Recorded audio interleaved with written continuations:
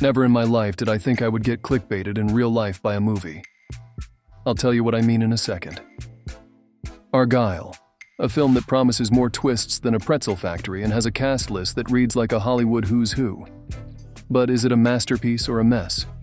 Buckle up, because we're about to find out. Argylle is a spy action comedy that takes you on a wild ride. The story revolves around Elly Conway, a shy novelist who writes about the thrilling adventures of a spy named Aubrey Argylle. Little does she know, her fictional world is about to collide with reality in a big way. During a seemingly ordinary train journey, Elly is saved from danger by a mysterious stranger named Aidan. Aidan reveals that he's a real-life spy, and that Elly's novels have been eerily predicting real-world events. This revelation thrusts Elly into a world of intrigue and danger, blurring the lines between her quiet life and the exciting world of her novels. As Elly and Aidan team up to unravel the truth, they find themselves caught up in a whirlwind of action, adventure, and unexpected twists. Here's the thing. The storytelling in Argylle is not for the faint of heart. The film doesn't hold your hand, instead throwing you into the deep end from the get-go. It's like jumping into a fast-flowing river, thrilling, but also a bit overwhelming. Argylle is like a roller coaster that just keeps going. The film is packed with twists and turns, each one more surprising than the last. It's like navigating a maze where every corner brings a new surprise. But here's the thing. Sometimes it can feel like a bit too much. The film doesn't just throw a curveball at you, it throws a whole bucket of them. The plot structure of Argylle is as unpredictable as a game of Jenga with a toddler. It changes more times than a chameleon on a rainbow, keeping you guessing at every turn.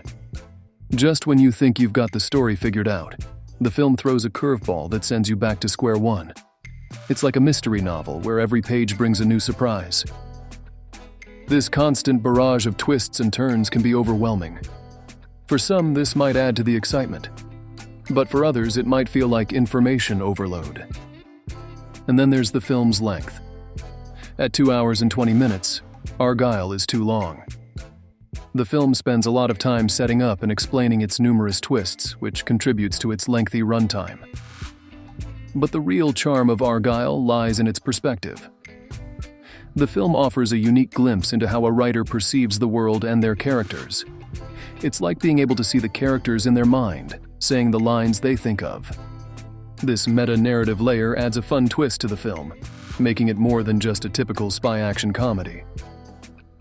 If you are enjoying this review, make sure to give it a thumbs up. Adding to the mix of action, comedy, and twists, Argylle also weaves in a sweet romantic theme. Amidst the high-octane action and complex plot twists, the film finds room for moments of tenderness and romance. It's like finding a love letter in a spy novel. Unexpected, but a welcome surprise. This romantic element adds a layer of depth to the characters and the story. It brings a touch of humanity to the world of spies and intrigue, reminding us that even in the midst of chaos, there's room for love. It's like a ray of sunshine on a cloudy day, warm and uplifting. Technically speaking, you could watch this movie on Valentine's Day.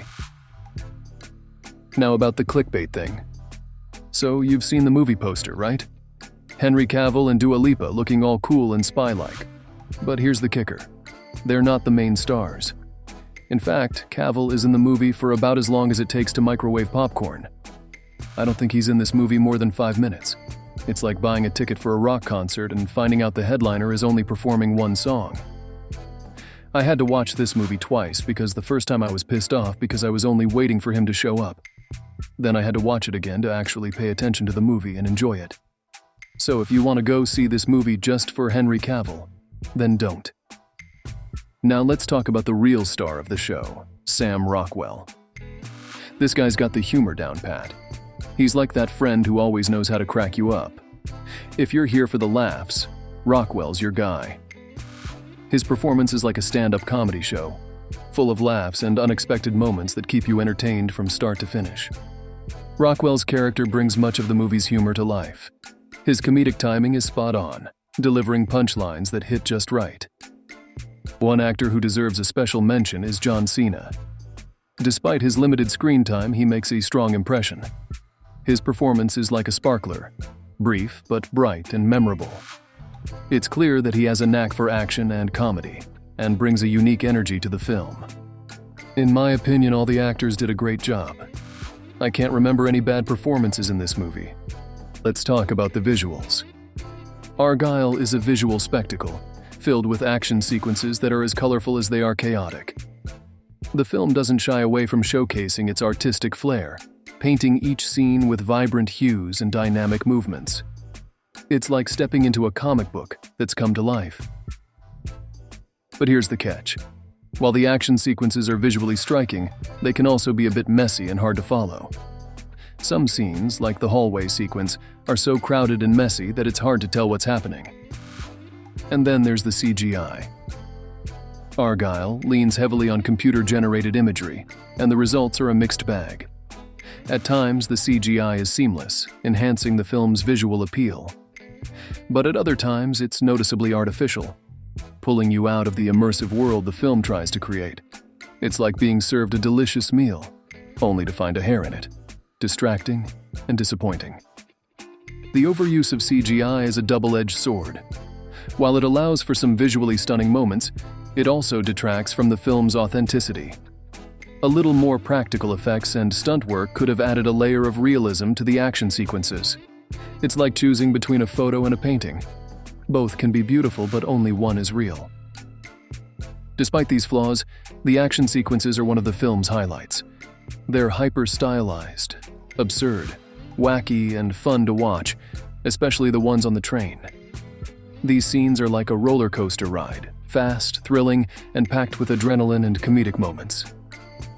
They're a testament to the film's commitment to delivering high-octane entertainment. In conclusion, if you like a spy comedy with wacky and absurd ideas and action sequences and colorful scenes like the second Kingsman movie, and a lot of twists and turns, then you might enjoy this movie. But if you don't like this stuff and you want something close to reality rather than absurd ideas, I think you should sit this one out. If you enjoyed this review, make sure to subscribe and ring the bell so you won't miss the next review.